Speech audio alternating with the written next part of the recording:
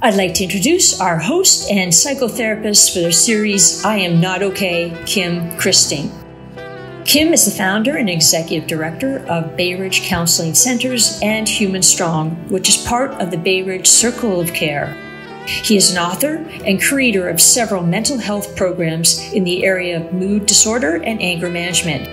For several years, Kim hosted a call-in national talk show called Nightlight and has appeared on numerous national talk shows speaking to the issues of mental health and relationships. Over his 40-year career, Kim has intimately worked with thousands of individuals, couples, and families to help navigate the challenges of mental, emotional, and relational health. Please welcome Kim Christing.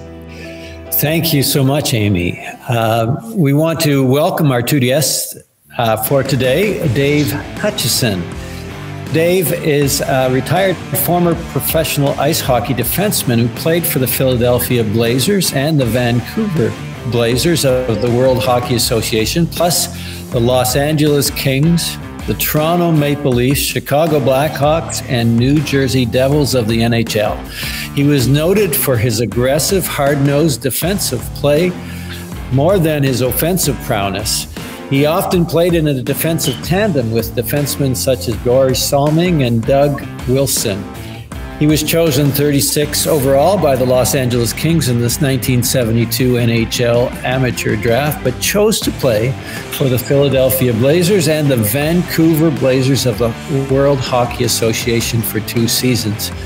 In 1974, Hutchison finally joined the Kings and began a 10-year career almost exclusively in the NHL.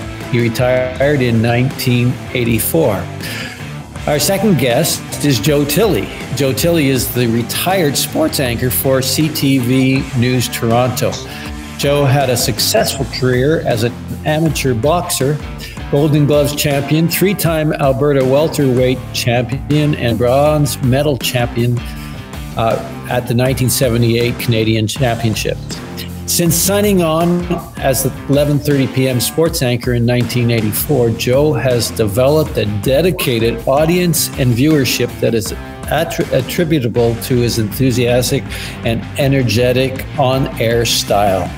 He was well known for his program features that include Swiss Picks and the Excellent Sports Adventure. Joe now hosts an online show called Joe Tilley's Great Canadian Sports Show. Welcome, Joe and Dave, to I'm Not Okay, looking at the tough exterior of men and men in sports.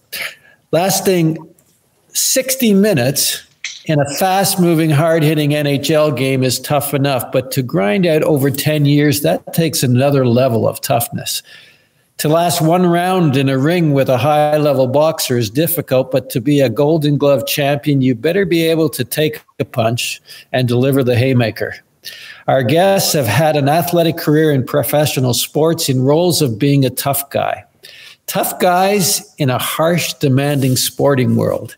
How did they handle the pressure, the taxing testing, the unbending competition, the hard-headed determination to be able to face the next new young tough guy trying to knock you off your block?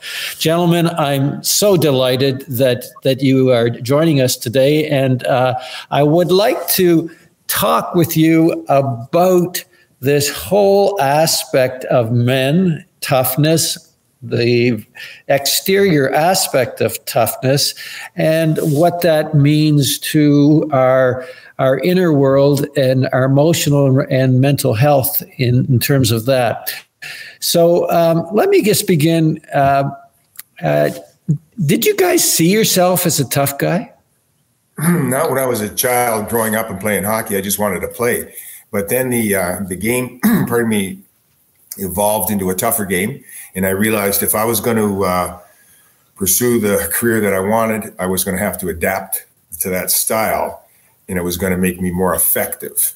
And when I say that, I mean when the other team knew that you were a little dangerous, if you will, out there, they would give you more room. In other words, the puck went back into my corner, I'd have a little bit more room to go get it because the guy wasn't right on my tail like they would be on, say, maybe a guy that they knew wasn't as aggressive as I was.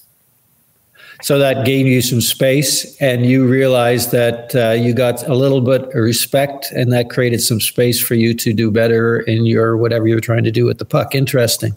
Yeah, that and the fact that my coaching, I had a coach, Bob Pulford. You may remember him. He was a long time Toronto Maple Leaf. Yep. He taught me how to play defense. And one of the things that really stuck with me was that I was only allowed to handle the puck for 1 second. 1 second. So that meant that I had to know where I was going to go with that puck before it even got to me. So my eyes were like wide open, waiting for the pass, but already knowing when I was going to get it, it had to be going up there to the left winger, to the centerman, or wherever. I had 1 second to handle the puck, or I was on the bench. Wow. So was being tough then a conscious decision? Well, you knew what I was out there for. I knew. And, it's not the easiest position to play, that, you're going to have to, probably tangle with their tough guy on their team or whatever. And that's what it was back then. It wasn't tough guys picking on their star players or weaker players. It was always tough guys battling with their other tough guys. Okay. And were you a tough guy, Joe? Well, I wouldn't say that. My deal was that, I for a few different reasons, I always thought that I could be a successful boxer, and I regretted that I hadn't pursued it at an earlier age. So when I reached a point where I was, 18, turning 19, and I was in a pretty bad way. I was basically a teenage alcoholic, and I drank, and I partied, and I dropped out of school, and I was, and all I wanted to do was party, and for a while that seemed fine. It seemed like I could maybe do that. I could maybe function, but after a while, I became depressed. I became, really messed up. And I turned to boxing as basically, I looked at boxing as the last door on the last house on the last street, right? This is this is an option for me to turn my life around, because there was nothing else I could imagine I could do. I mean, at this point in my life, you're talking about somebody who probably had half a grade 10 education. I was, I tried a variety of different jobs, but the only thing that mattered to me was partying. And so when I got into boxing, it was like, this was my way out. This was made for me to change everything about my life. And I grabbed on with both hands, and I went right after it. And what happened to me is in knowing what I know today, I changed my addiction from drinking to training. And I would get up, and unfortunately I had a situation. My parents, as the youngest 5 children, they're the only one left at home, and my parents were lenient and let me, kind of have that freedom to live there for nothing, And so I would go in the mornings, and I would, work out. I'd go to the gym and work out in the afternoon, come back home and maybe do some road work, then go back to the gym at night and spar and, get, training from the coaches there at the Native Friendship Center in Edmonton. It's called the Native Boys Boxing Club. And I took it seriously, because to me, it was like an option for me, a way to change my life, a way to do something with my life, because I felt like I was a loser. I was washed up. My life was a disaster, and this was my way out. So rather than look at myself as a tough guy per se, I felt like I had fast hands, and I wasn't afraid to get hit, and I that was, I guess, the assets that I had, and I was determined. Yeah. So we all know how good it is for young men and women to be in sports for all kinds of reasons, from self-discipline, for some sense of resilience, for being able to accomplish, for rituals and routines that we can be able to feel good about ourselves. There's a lot of benefits for sports, etc. And so that was really helpful for you, I'm hearing. And you both said you could probably deliver a punch and take a punch physically. Was there ever a time, though, that you couldn't take an emotional punch? Have you ever experienced losses in your life that really threw you for a loop? I think we all have. You know, my father passed when I was 17 playing junior hockey. You know, that was very hard. Can you talk about that? You were 17. You were playing hockey. Did he love hockey? Oh, yeah. Yeah, he was my influence to get me into hockey, and he was the one who drove me to all my games and practices. And then I was just getting into junior hockey, and he passed of a one-time heart attack. He was only 51. Wow. And what it did, though, is it really motivated me at that point in time, because I knew that his wish was for me to make it as a hockey player. And really? That was when he passed. That was the driving force. That was like the fork that got into my arse to get me really motivated and going. And I really kind of dedicated it to him. And really? All of a sudden, things started taking. I was getting better. The game back that time. Remember back in the early 70s. You know, the Big Bad Bruins, the Broad Street Bullies of Philadelphia. They were winning the cups, and teams were looking for guys. So I realized that. My coach told me, he says, you know, start hitting, and you know, if you like to, I like to scrap. You know, it's a little bit strange, I guess, but you know, growing up as a child, and that, you know, I like to do it. You know, I used to box too, Joe, and once you know, that kind of game came into play for me, that's when I started getting better. I was getting more ice time. And like I said, I was getting more room out there. So it made my job a little bit easier, although it never is out there. But, you know, they also put me with some pretty good defensemen that I tried to protect, if you will. And whenever, you know, the puck come to me, I just move it over to Borje Salming or, you know, Doug Wilson, Gary Sargent, these guys that were offensive players, and, you know, let them roll with it. Well, that's why they became Hall of Famers, Dave, because of you, my friend. There you go. There you go. Nice. Thank you.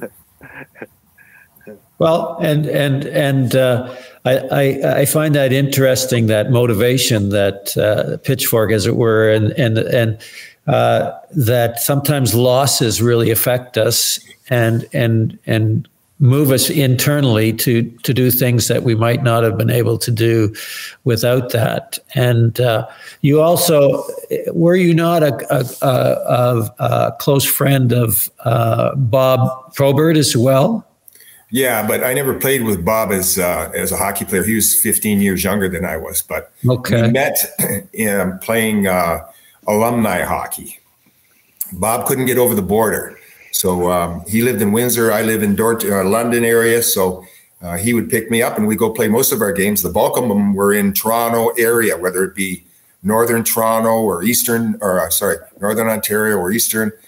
So that's how Bob and I only knew Bob for, you know, 6 or 7 years before he passed, because he died at 45. And wow. So we were good friends, and, you know, I miss him. Do you? How did that affect his death? Affect you as well? Well, it affected all of his friends. You know, Bob was a wonderful person. You know, he had a switch that would flick in a hurry when he was on the ice, but I never saw that away from the game. I never did see him get mad at anybody. He was a joy. People loved to see him. He was like that big bear that came around, and whether they were police officers that were trying to bust him, hockey, you know, everybody loved the guy. And when we played these games, mostly we played against the cops. They were the first ones that wanted pictures with him. And also the first ones that were arresting him. It was quite a fiasco. Loss for you, Joe. Well, how does that affect you? As a lot of people know, we lost our son Spencer to a fentanyl overdose in 2014. So when it comes to loss, I mean, that's, I can't imagine it's about as bad as it gets, right? I can't imagine anything any more loss than that. And it's like, when before that happened, friend George Chiavallo had lost Jesse, then George Jr., and then Stevie, and then his wife, I experienced some of that with knowing George, and I've had other friends who've lost children, and it was tough, and what Spencer kind of indicated to me when he was going through treatment and then aftercare program is that he had a desire to help other people, and he had the desire perhaps to be a counselor, which is what I do today. Is I work at Addiction Rehab Toronto, and I'm a part-time counselor there, and taking people through recovery, and now what I get from that is, like, I know Spencer wanted to help other people, and I want to help other people, and I find that by trying to be helpful, finding ways to be helpful, it takes me out of myself. It gives depth and weight to that loss. Like, all of our experiences make us uniquely useful to be of service to other people. That's what I've learned, right? And so when we experience loss and we're able to share that loss, we're able to help other people, other people with their loss. It has gratification, right? It's gratifying. It's good for me. I do believe, in this, this idea that nothing happens by mistake. Things happen for a reason. There's a reason why all this stuff happens. And so the reason for me being who I am and going through what I've gone through and on all that other stuff is because it puts me in a position to be uniquely useful to help other people. I believe that's what my Can I drill down there, Joe? Sorry to interrupt, but when you said it takes me out of myself, what is right? What's that about? Yourself? Well, myself in terms of, sometimes I'll be in a place where I'm grieving, and I'm down, and I feel. Sometimes I'll be in a place where I've got some self-pity. Sometimes I'll be in a place where I'm concerned about what other people think of me. Sometimes I'm in a place where I'm, full of self-doubt or, anything like that. And when I'm, working with another alcoholic or addict or, helping somebody else in that way, that takes me right out of myself. It puts me in a really good place. And, when I have the opportunity to be helpful, I really enjoy it. I love it. And it's kind of what makes my world go around today. And because of that, I think I'm in a really good place today, despite, what I've gone through. And I think when I stop trying to be helpful is when I'm probably going to hit, a wall that, I don't know if I can get through it, but by keeping myself, focused on what I can do, how I can be helpful, instead of thinking about what I've lost, what I don't have. I'm in a much better place that way. And so I'm interested in that. More and more, we're seeing professional athletes who are admitting more outwardly to that they are struggling emotionally, psychologically, from tennis players to gymnasts, etc. And in your looking back at your career, did you ever notice other athletes that were silently struggling inside, but they really did not have a voice to say that they were struggling? I can't say that I really know any. I think hockey players on a whole, they try to be a little more macho. When when we would get a concussion back in our day, nobody ever used that word. You had your bell rung, and you got back out there. The guys today that I see, most of the guys that I play with still are strong, and I know that there are some that are struggling, but most of the guys that I know that I hang around with and so on are pretty strong.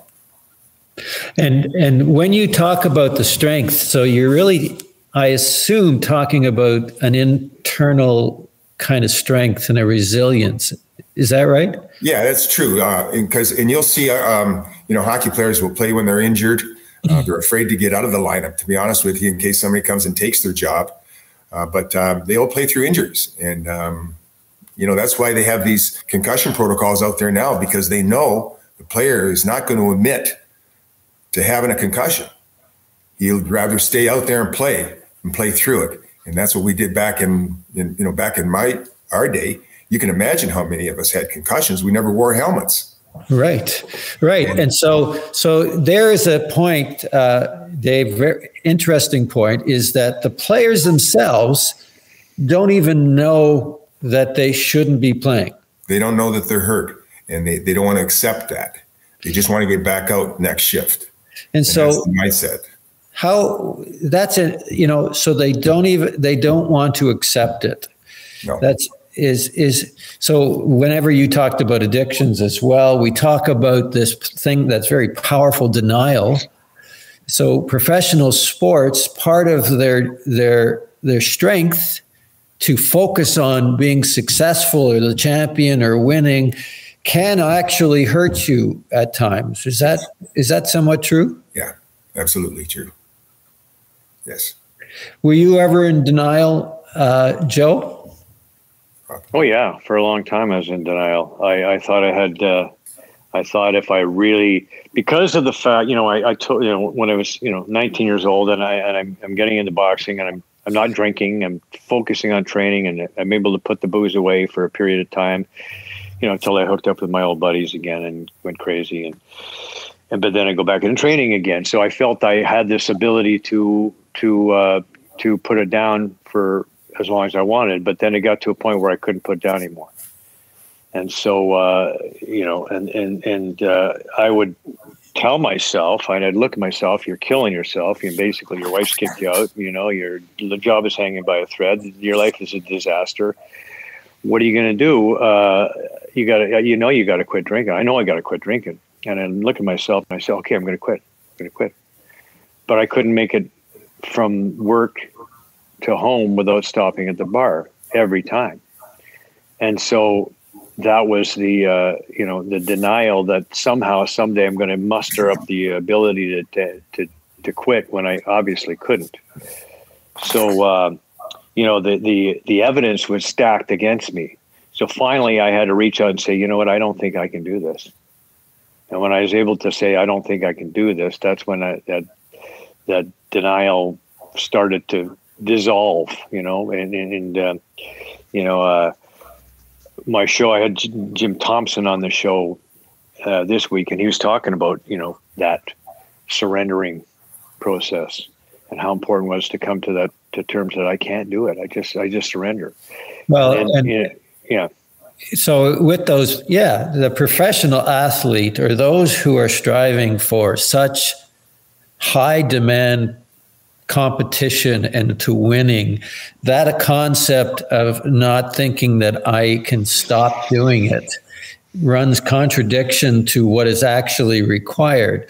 I mean, I deal with various people, especially from, whether it's businessmen who have became a functional alcoholic because of business luncheons they were required to do, or from police officers and firefighters who are meeting afterwards who are drinking constantly to cope with PTSD or the challenges of their job. And but for them to come to a place of, I don't think I can do this, do you think people come there without them suffering some significant loss. I mean, do you see any people saying, yeah, I need to be smart and not continue down this road because, yeah, I maybe be able to do it, but I probably shouldn't. I don't know. Most of the people that I know that have drinking problems or drug problems are liars. They completely lie to you about, how much they're drinking or what drugs they're taking or doing. And that's the sad part. That's the real sad part. I had a real good friend of mine, Dan Maloney, another tough guy that passed away here a couple of years ago, and the booze got him. And he was away for a while. His family had put him in not an institution, but a place with locked doors, so he couldn't get out. Mm-hmm. And he was in there for a long period of time, like years.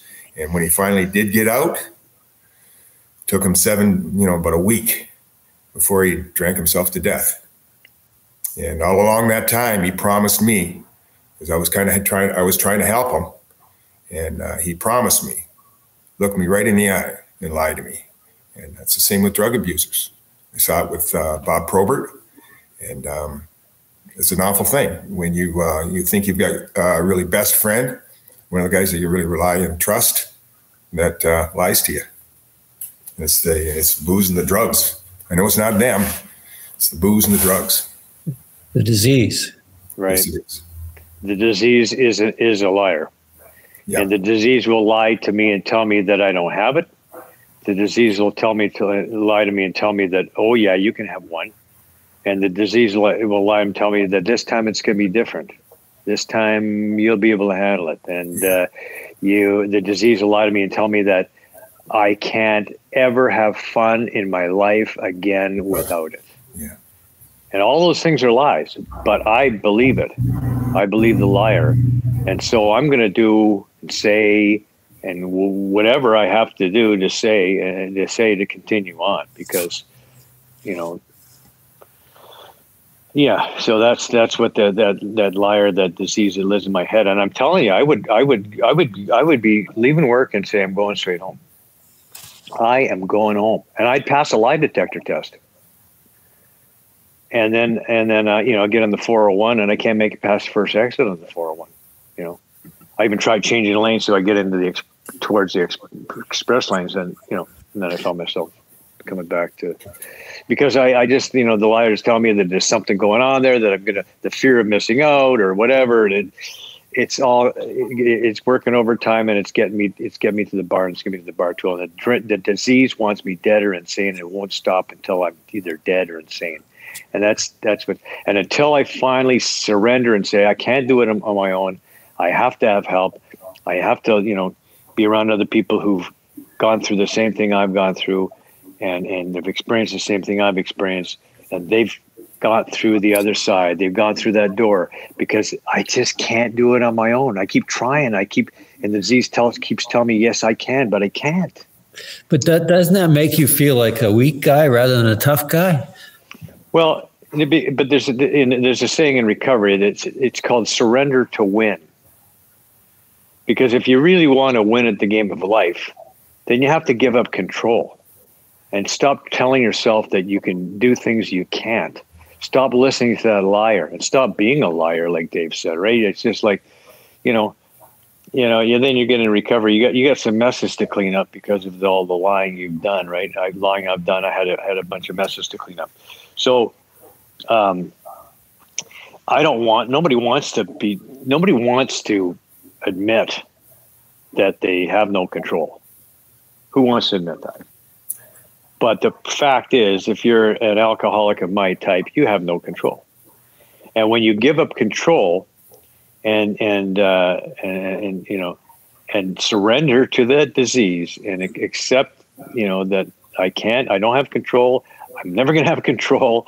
I need to do what I need to do in order to get sober, and then I can have a good life. But you know what? I can tell you that the life you get to have is way beyond what you ever had before. Even beyond what you can imagine. It's a great life, but it happens as a result of giving up control. And I don't want, my ego says, no, you don't want to give up control. You can do this on your own. But I can tell you, I buried a lot of guys, friends, children. I buried a lot of people who believed that they had control, who believed that they can muster control, who could gain control. And when you're an addict, an alcoholic of my type, you do not have control, and you'll never have control. Well, but when you talk about that, Joe, and I so appreciate you being open and honest about it, to not have control. I mean, you guys, a lot more than me. I'm not a fighter by trade.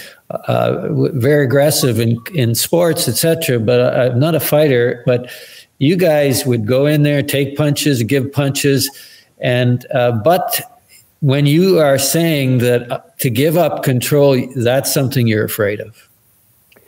Well, what's control but a 7-letter word for fear, right? And why am I trying to control? Because I'm afraid.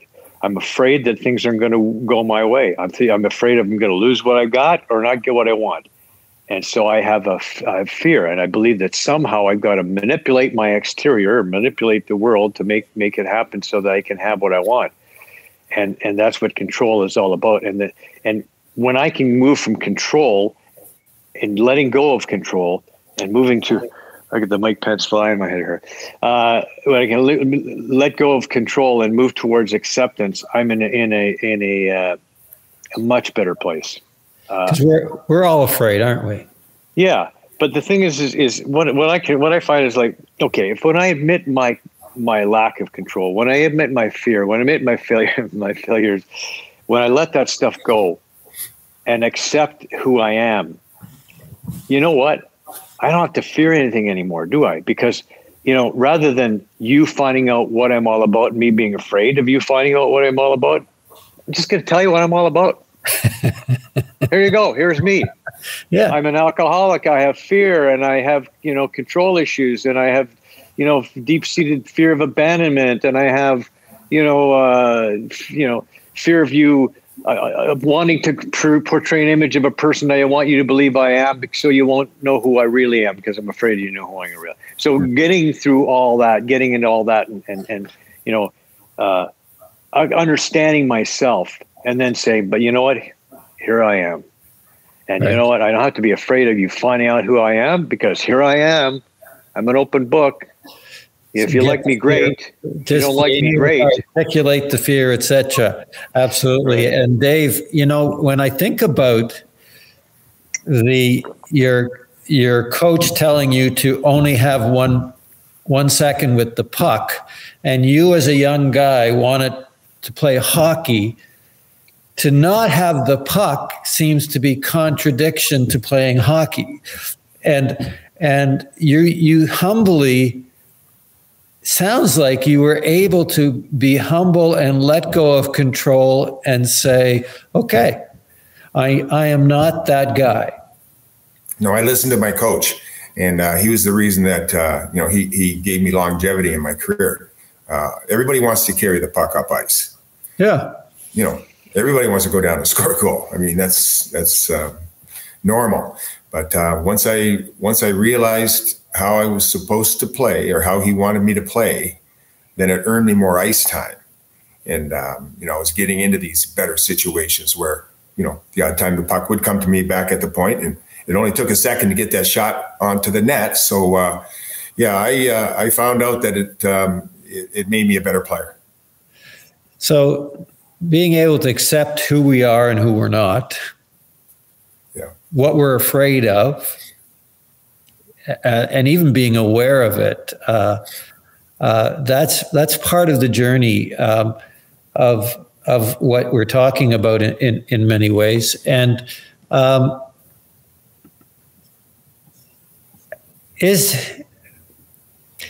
are you afraid of anything now? Acceptance, I guess, from people.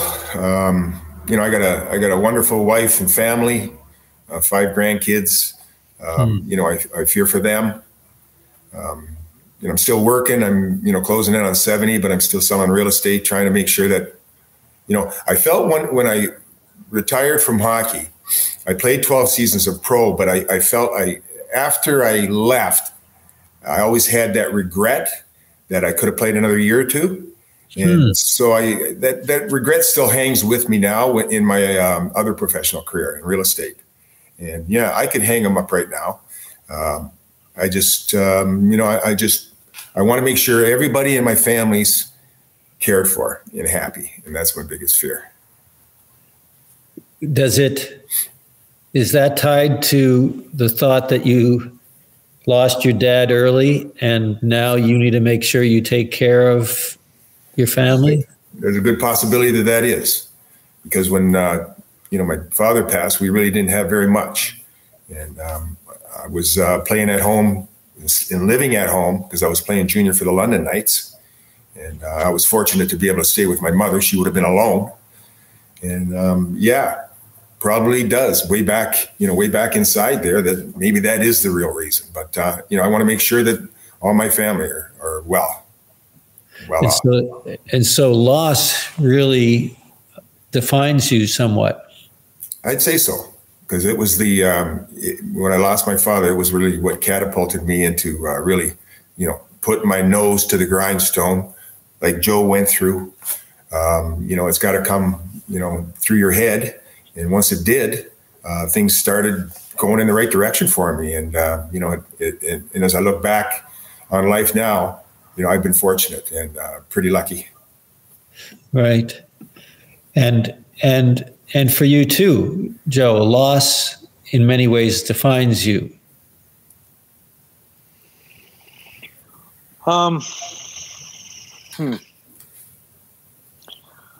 So, I guess so, because, it's such a big part of me, right? It's just such a big part of me, and it's with me all the time. And so, so that, loss defines who I am in that sense.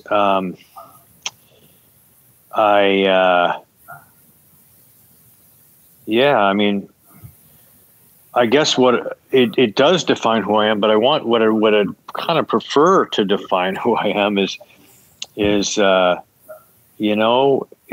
be that guy who can be helpful. And I guess rather than, it's not important that other people know that so much. It's just kind of that I know that and I experience it. I guess. What are you feeling right now?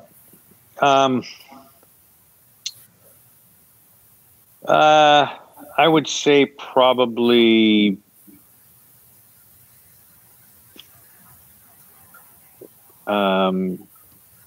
maybe a little bit confusion, because I'm trying to make sense of it all, and it's like I would say that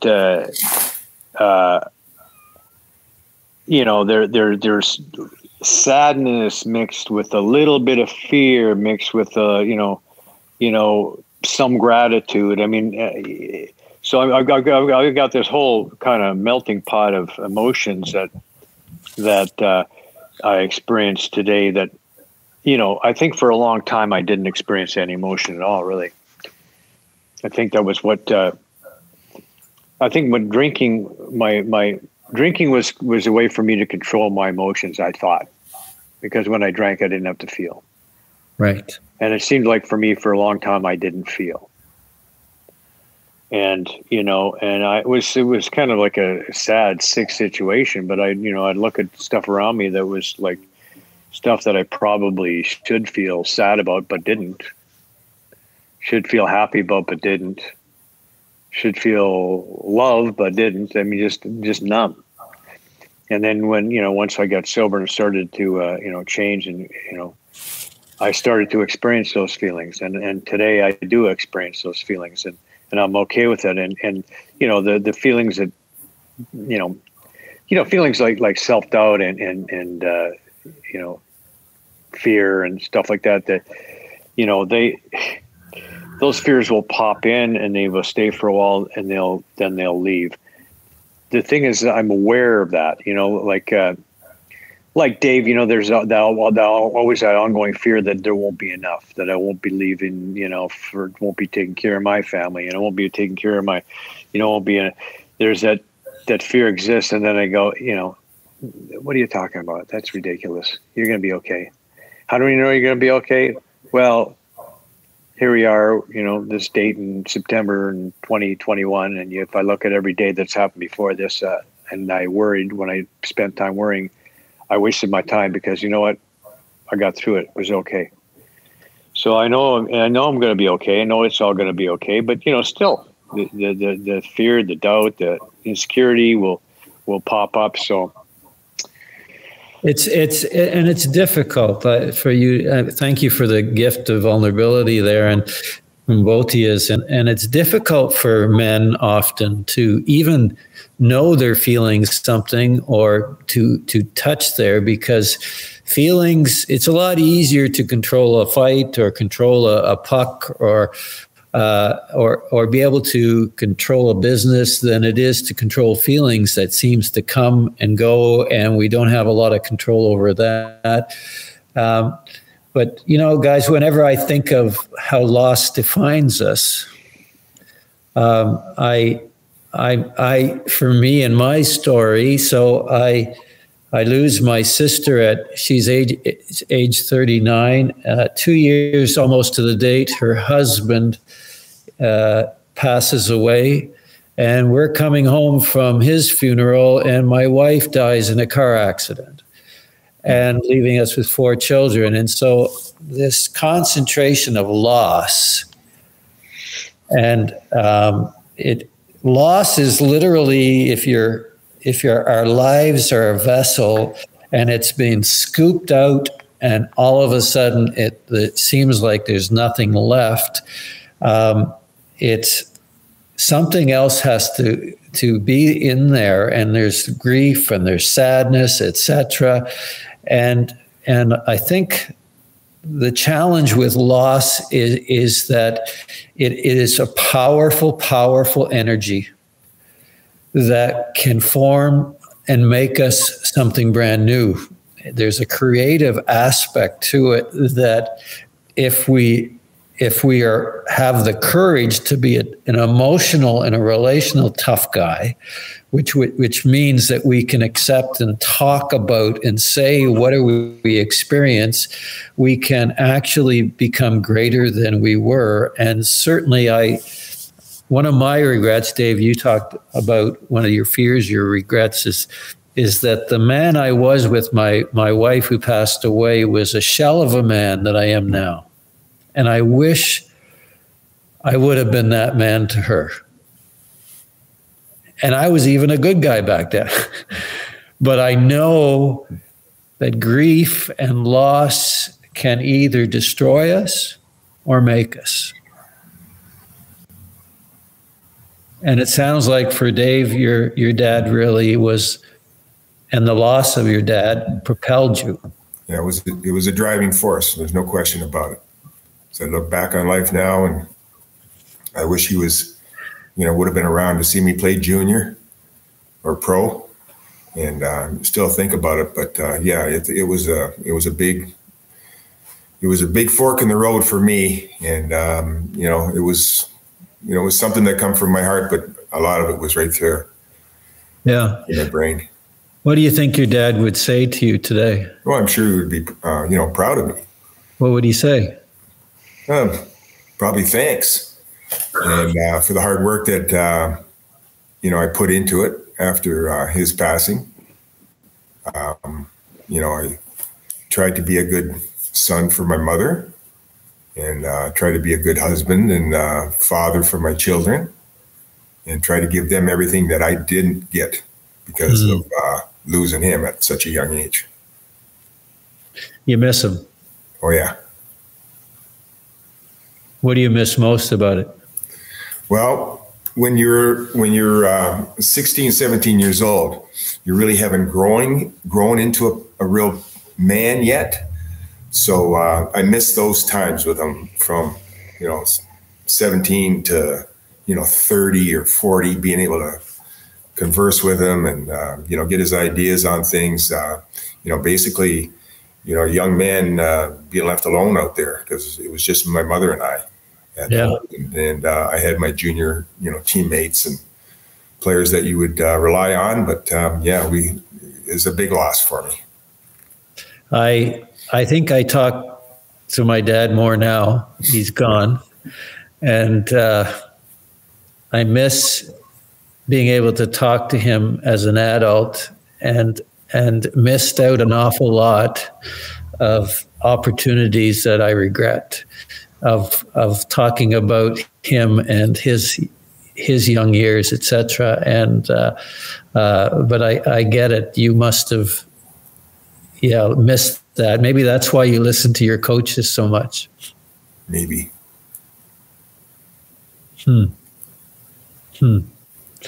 Well, gentlemen, I want to thank you for your time. I appreciate being models for other men that you can. There is the ability to certainly be courageous, and we with athletics certainly honor and love our successful heroes. Certainly back whenever you guys were out there and playing hockey, Dave, I remember those days and so thought of you guys as heroes for many people. And the aspect, though, of that as life goes on, there's not just the ability to tackle the physical world, but more and more our emotional, mental world is calling us to be fighters and warriors and courageous, to be able to deal with the difficult things that happen in life. And I want to thank you for your time. I really appreciate you giving this time for this topic. You are welcome. Thanks for having me. Thank you. Thanks, Thank Kim. you, guys.